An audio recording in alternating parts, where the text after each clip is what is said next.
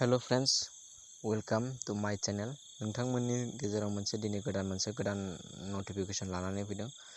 बे नटिफिकेशनखौ नोंथांमोना नायलांनो हागोन। जोबजासिम भिडिअखौ नायलां, होमबाना मा नटिफिकेशन नोंथांमोना मारै मा फारसेनिफ्राय मोनथिगोन। बेनि आगोल नोंथांमोना आंनि बे गोदान चेनेलाव गोदानबा आंनि चेनेलखौ साबस्क्राइब खालाम आरो लाइक शेयार खालाम, जाहाथे इयुननि समफोराव गोदान आपडेशन आरो नटिफिकेशनफोरखौ गोख्रैयैनो बा थोंजोङै नोंथाङा नायनो हायो बा मोनथिनो हायो। बेनि थाखायनो चेनेलखौ साबस्क्राइब खालामनो थाखाय खावलायनाय। फैदो दानिया जोङो बेनि बिखय जोङो भिडिअखौ स्टार्ट खालामनोसै। मा होनना बुंदों दा गोदान माने नटिफिकेशना जाहैबाय गोदान साखरि ओंखारदों। बे साखरिखौ जों माबायदि एप्लाइ खालामोबा बेनि पोस्ट क्वालिफिकेशन मा नांगौ, मायाव थांनानै एप्लाइ खालामगोन आरो क्वालिफिकेशन बेसेबां, सेलारि बेसेबां मोनगोन, लास्ट डेट माला, बेनि सायाव जोङो खावलायगोन आरो मा डिपार्टमेन्टआव साखरिया ओंखारदों बेनि सायाव नोंथांमोननो फोरमायगोन। Pnrd Assam recruitment 2020 apply online for 1004 assistant BDO GP secretary tax collector and junior assistant vacancy. माने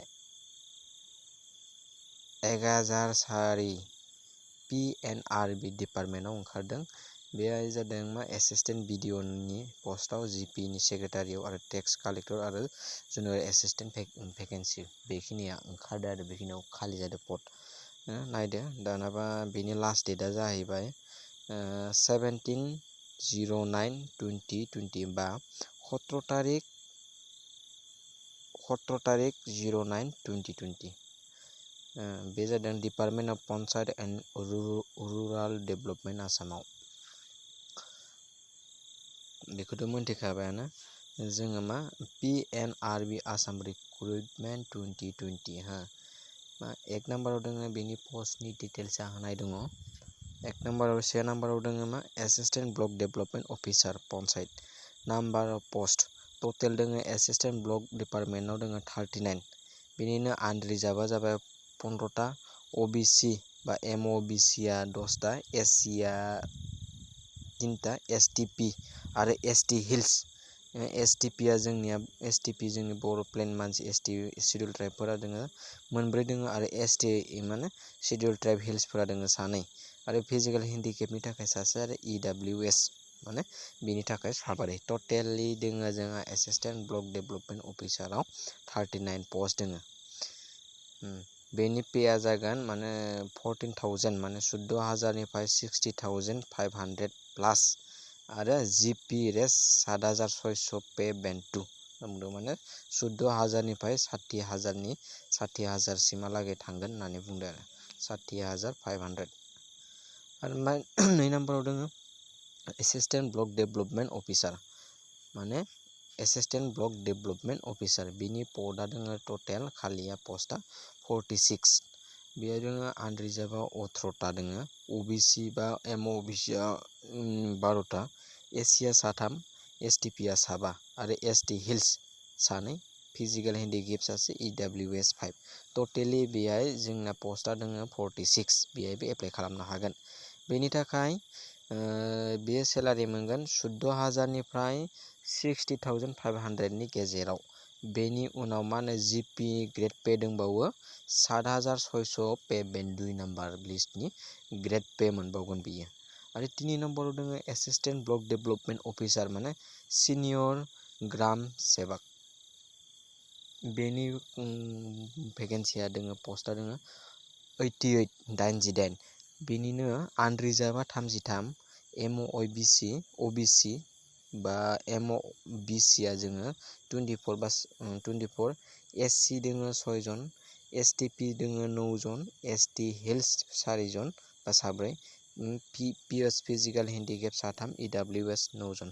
टटेलि जोङो 88 दोङो। बे STP माने शिड्युल ट्राइब जोंनि प्लेना 9 जन बा ST हिल्सआवबो जोङो 4 दोङो। बेखिनियाव जोङो एप्लाइ खालामनो हागोन। बेहायबो ग्रेड पे जोङो बिनि दरमाहा सेलारिया जोंना 14,000निफ्राय 60,500नि गेजेराव मोनगोन आरो बेनिनो GP माने ग्रेड पे दोङो 7,600 आरो पे बेन्ड दंबावो, बेयो उनाव बारायलांबाय थागोन। आरो 4 नम्बराव दोङो जोंहा गांव गांव पंचायत सेक्रेटारि माने गांव पंचायत बेयो टटेलि 578 पस्ट खालि जानानै दङ। बेहाय दोङो मोनगोन नोंथांमोना आनरिजार्भआव 220 पस्ट दोङो, ओबिसि बा एमअबिसि आव दोङो 156, एससि आव दोङो 40, एसटिपि आव दोङो 58, एसटि हिल्सआव दोङो 29, फिजिकेल हेन्डिकेपआव दोङो 17, इडब्लिउएस आव दोङो 58। माने नैबे गांव पंचायत सेक्रेटारियाव जोंनि मा होनना बुङो एसटिपिआ दोङो 58 आरो एसटि हिल्सआ दोङो 29। जोंनि बर'फ्रा बेहाय एप्लाइ खालामनो हागोन। बेहाय माने एसे बुरजा सिट दोङो आरो माने भेकेन्सि जानानै दोङो। बेहायबो सेलारिया बेसेबाङानो 14,000निफ्राय 60,500 सिमहालागै मोनगोन। ग्रेड पेआ 7,400 मोनगोन आरो पे बेन्ड दंबावो। आरो 5 नम्बराव दोङो जोंना जुनियर एसिस्टेन्ट फर 5 निउलि क्रिएटेड जेडपिएस। बेहाय दोङो जुनियर एसिस्टेन्टआव जोंहा 10 जनल' भेकेन्सि दोङो, बारा गैबाङा। आनरिजार्भआवनो 4 दंखायो। ओबिसिआव 3, एससिआव 1, एसटिपिआव 1 आरो एसटि हिल्सआ 0, फिजिकेल हेन्डिकेप 0, इडब्लिउएसआव 1। माने एसटिपि माने प्लेनआ एसटिआ सासेल' दङ। एसटि हिल्सआ 0, सासेबो गैया।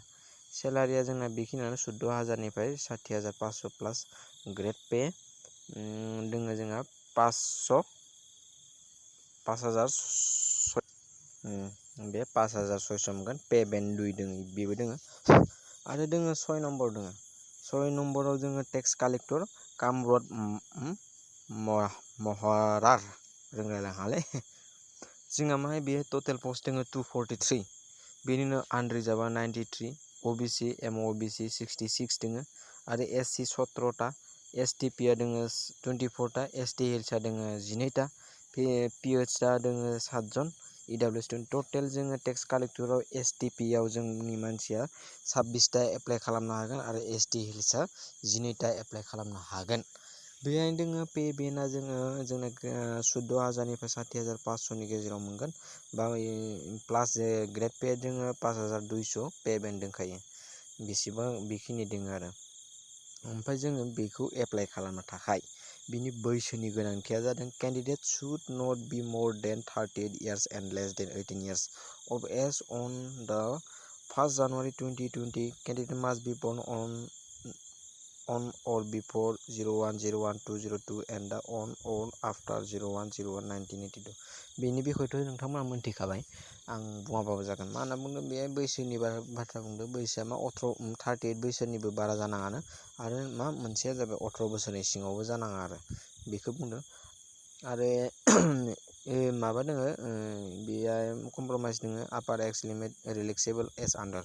माने एससिनि थाखाय 5 बोसोर, एससि एसटिपि आरो एसटि हिल्सनि थाखाय 5 बोसोर माने माबा दोङो रिलेक्सेबल दोङो। बाखिखौ जोंनो नाङा, अकल जोङो एससि आरो एसटिपि आरो एसटि हिल्सखौ नायबानो जाबाय। बैसोनि खेथ्रआव जोङो 5 बोसोर रेहाय दोङो, बाखिखौ जों बादो जोंनो नाङा।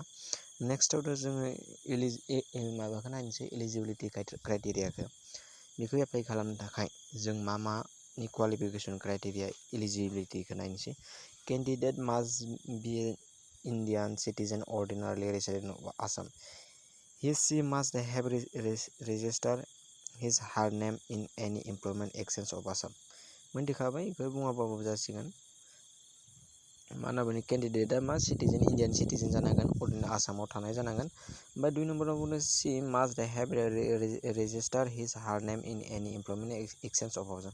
जायखिजाया आसामनि इमप्लयमेन्ट एक्सचेन्जआव जायखिजाया बेयो हौवासायानो जा हिन्जावसायानो जा माने रेजिस्टार जानांगोन आरो इमप्लयमेन्ट एक्सचेन्जआव, बेखौ बुंदों। आरो 3 नम्बराव बुंदों in case of contractual casual employee of the panchayat and rural development department relaxation of as per point number 7B of the advertisement.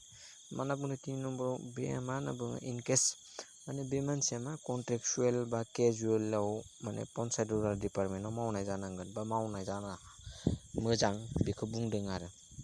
Education क्वालिफिकेसनखौ नायनोसै जोङो। बेनि थाखाय मा नांगौ सोलोंथाइया जोङो 1 नम्बराव बुंदों for all category the candidate must be a graduate in discipline from a recognised university except for the post of gaon panchayat secretary the candidate must be a commerce graduate. मा होनना बुंदों नाय for all category the candidate must be graduate in discipline from recognised university जायखिजाया इउनिभार्सिटिजों recognise खालामजानाय जायखिजाया केटेगरियावनो graduate जानांगोन। Expect for the post gaon panchayat secretary gaon panchayat सेक्रेटारिनि थाखाय मास्ट बी मा होनना बुंदों कमार्सआव ग्रेजुएट जानांगोन होनना बुंदों केन्डिडेटआ। ओमफ्राय बी नम्बराव बुंदों अकल गाउन पन्सायत सेक्रेटारिनि थाखायसो होनदों बेयो कमार्सआव। Candidate must possess fair knowledge of any local language there in Assamese, Bengali or Bodo in addition to English language maintenance of office administration माने बेखौ बुंदों local language candidate रोंनांगोन जेरैबायदि बड' एसामिस आरो बेंगालि आरो मा होनना बुंदों अफिसनि एडमिनिस्ट्रेसनखौ बे जायखिजाया इंलिसानो जा इंलिश लेंगुवेजजों बा गुबुन गुबुन लेंगुवेजजोंबो मेनटेन खालामनो हानाय जानांगोन होनना बुंदों आरो बे जानानै थांबाय आरो नेक्स्ट फैबा जों फिजिकेल फिटनेस माने देहायारि फिटनेसखौ जों सेम बुंदों candidate should be of sound health both mentally and physically and free from organic defect bodily infirmity likely interfere with the efficient performance of his duties and आरो मोनसे मा होनदों required to undergo medical exam before appointment to the service बेखौनो candidate be sound health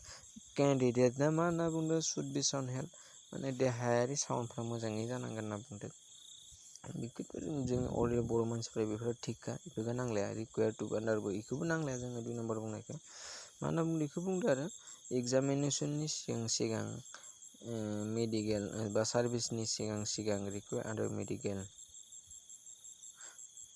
required to undergo medical examination before appointment to the service सार्भिसआव appointment जानायनि सिगां मेडिकेलाव मा होनदों एसे रिक्वायर्ड माने देखायनो बा नुजाथिनो थाखाय खावलायदों आरो बेयो जानानै बेखौ खावलायदों बेयो उनाव जागोन ओमफ्राय एप्लिकेसन फिस बा बेसेबां बेयो 0 एप्लिकेसन फिस थाइसेबो गैया 0 बेसो जाबाय जोंनिया दा जों माबायदि एप्लाइ खालामो how to apply for PNRD Assam requirement PNRD candidate have to apply online at www बे वेबसाइटखौ नुदोंना Assam gov in and will be receive with effect from 28/08/2020 last date of receiving application will be 17/09/20 माने बे वेबसाइटआव बे वेबसाइटखौ नुदोंना बे वेबसाइटआव थांनानै एप्लाइ खालामनो होदो माने लास्ट डेट एप्लाइनि माने एप्लिकेशन रिसिभ खालामनाया जादों 17/09/2020 आव ना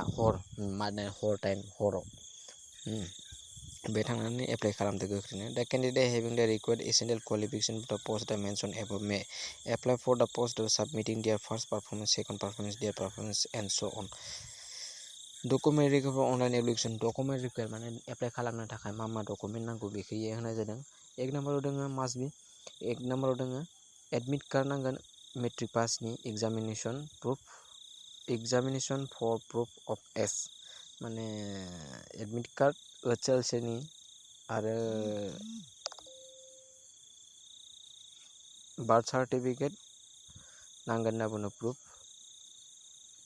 आरो 2 नम्बराव certificate marksheet minimum education qualification of the post concern the certificate on the computer professionally for the post of junior assistant certificate marksheet नांगोन minimum education qualification proof concern certificate नांगोन marksheet नांगोन आरो मा होनना बुंदों जुनियर एसिस्टेन्ट माबायाव मा होनो कम्पिउटारनि सार्टिफिकेट नांगोन होनना बुंदों आरो in case candidate having degree in computer science information technology or equivalent from any gov registered UGC except under institution also upload separate diploma certificate जायखिजाया डिप्लोमा सेपारेट इउनिभार्सिटि मायावबा सोलोंनाय सार्टिफिकेटब्लाबो जागोन बेफोरखौ बुंदों आरो 3 नम्बराव दं certificate of caste for the complete authority in the respect of the following belongs to OBC माने सार्टिफिकेट होनो होदों जायखिजाया कास्टनि जायखिजाया ओबीसी एसटी जोंनियाथ' एसटीपी बा एसटी हिल्स बे मोननैनि गेजेराव ना होबानो जाबाय जोंनिया बे 4 number employment exchange registration card certificate जोंनावथ' थाखायो रेजिस्टार खालामबाय इमप्लयमेन्ट एक्सचेंजनिफ्राय जों मोनखायो बेखौबो होबानो जाबाय आरो जोंथ' EWS सार्टिफिकेट कम्पेटेन्ट अथरिटि बेखौथ' जों नाङाबा गैयाबाबो जायो important dates starting dates online application 28/08/2020 आरो closing date of online application बेहायदों 17/09/2020 बे लिंकखौ होदो, लिंकखौ आं नोंथांमोना डिसक्रिपसनाव होगोन, बा नोंथांमोना कम्पिउटार सेन्टार बा CSC कमन सार्भिस सेन्टाराव थांनानैबो एप्लाइ खालामनो हागोन, बा खाथिनि अनलाइन सेन्टार सार्भिसाव थांनानैबो एप्लाइ खालामनो हागोन। जेसेबां हायो ग्रेजुवेट जानाय सुबुंफोरा बेयाव एप्लाइ खालाम, मानोना बे पस्टआ एसे बुरजायानो गाव पन्सायतआव लकेलिटि एरियाफ्राव बहुद मोननायनि सुबिदा जायफ्रा ग्रेजुवेट जानानै दोङो। गाव पन्सायतनि थाखाय जों गाव पन्सायत सेक्रेटारिनि थाखाय खिन्थु कमार्सआव ग्रेजुवेट जानो नांगोन। बाखिनि थाखाय सोब जायखिजाया माबानिफ्रायनो इउनिभारसिटिनिफ्रायनो रिकगनाइज खालामजानाय जानांगोन, ग्रेजुवेट जानांगोन खिन्थु ओमफ्राय गाव पन्सायतआव कमार्सआव डिग्रि जानांगोन आरो बेनो। जेसेबां हायो गोख्रै एप्लाइ खालामदो खाथिनि कम्पिउटार अनलाइन सेन्टारफ्राव थांनानै। बेखिनिखौनो फोरमायबाय। टटेल बेजों मा मा कुवालिफिकेसन नांगौ, मा मा नाङा बेखौ बुंनाय जाबाय। नेक्स्ट टाइमाव बिदिनो गोदान गोदान नोंथांमोननि सिगाङाव बिदिनो लानानै फैगोन। नोंथांमोना नायबायलाय थादो, बिदिनो बेलेग एकाउन्टखौबो थुनानै ला। उनफ्राव नेक्स्ट समफोराव नोंसोर गोदान गोदान भिडिअ नोंथांमोना लानानै फैगोन। नोंथांमोना जाहाथे नुबाय थागोन, बा उननि समफ्राव नोंथांमोना गोख्रैनो नटिफिकेसनखौ मोननानै माखासे खामानिखौ नोंथांमोनाबो मावनो हागोन। गोजोननाय थाबाय। बेखिनियावनो नोंथांमोनखौ नायनायनि थाखाय साबायखर, थेंक इउ। गोख्रैनो खालामबाय, आसा फारिबाय नोंथांमोना एसेबाबो मोनथिबाय जानांगौ। Thank you, bye.